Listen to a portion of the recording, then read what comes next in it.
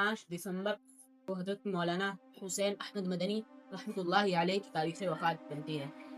حضرت مولانا حسین احمد مدنی، حضرت مولانا سید ارشد مدنی، مولانا اسعد مدنی، مولانا اسجد مدنی، ان تینوں حضرات کے والد محترم تھے۔ حضرت مولانا رحمۃ اللہ علیہ کی شخصیات بہت بڑی ہے۔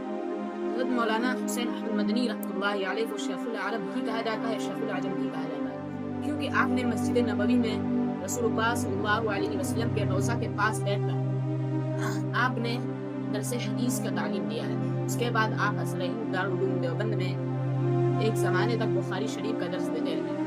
حضرت مولانا حسین احمد مدنی رحمۃ اللہ علیہ جمیعت علماء ہند کے کارکنان میں سے ایک ہیں، جنہوں نے جمیعت علماء ہند کی بنیاد رکھی، اور آج ان کے فرزند ارجن مولانا سید ارشد مدنی دامت برکاتہ اس کے ہیڈ ہیں۔ میرے دوستوں، مولانا حسین احمد مدنی رحمۃ اللہ علیہ کی ایک علمی شخصیت تھی، ایک سیاسی شخصیت تھی۔ حضرت مولانا حسین احمد مدنی رحمۃ اللہ علیہ اس ملک کی آزادی میں بہت بڑا کارنامہ رہا ہے۔